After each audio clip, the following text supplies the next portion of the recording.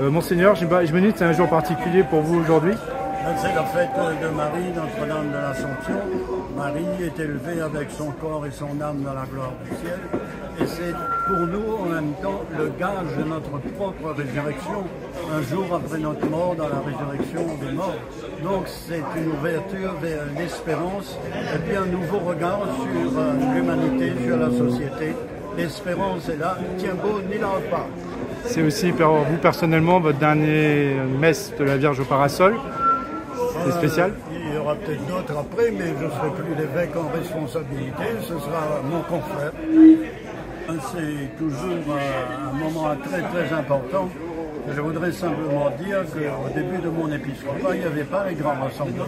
Vous êtes peu venu d'ailleurs tout au début, c'était pas un pèlerinage diocésain d'ailleurs? Non, c'était un pèlerinage de la paroisse dans le Grand Brûlé, puisque la statue se trouvait en bas dans le Grand Brûlé. Et puis après, on l'a ramené ici. Vous avez toujours une relation particulière d'ailleurs avec l'église de Piton-Sainte-Rose et la Vierge au parasol? Oui, puisque la coulée 77 est passée justement, est arrivée sur l'église. Et puis ça a défoncé la porte, la lave est rentrée, elle a contourné l'église et on a pris du temps pour la remettre en place après. Est-ce que vous avez un message pour tous les Sainte-Rosiens qui sont venus vous dire au revoir aujourd'hui? Je leur dis qu'ils vont me revoir certainement un jour ou l'autre. La messe du 15 août de l'Ascension, c'est déjà particulier pour un catholique, mais la messe de la Vierge au parasol, c'est encore plus particulier, c'est un moment fort. Exactement, le cadre est magnifique, la nature est verdoyante, la météo délicieuse, voilà, comme un miracle. Et puis, nous demandons aujourd'hui spécialement la prière de la Vierge en cette veille de rentrée scolaire, où seront lancés de nombreux projets.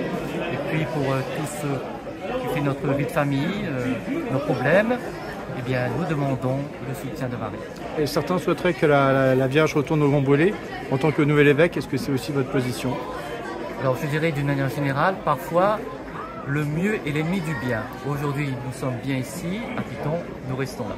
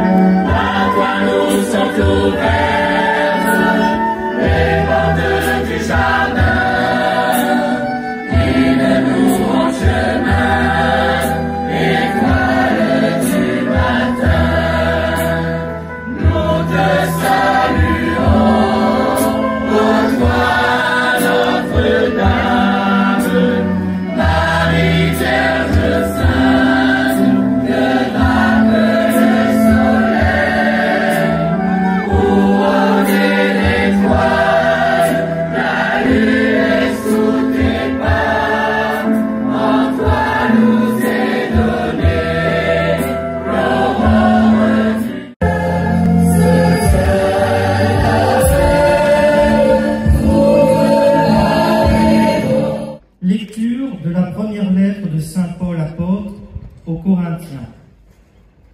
Frères, le Christ est ressuscité d'entre les morts, lui, premier ressuscité parmi ceux qui se sont endormis.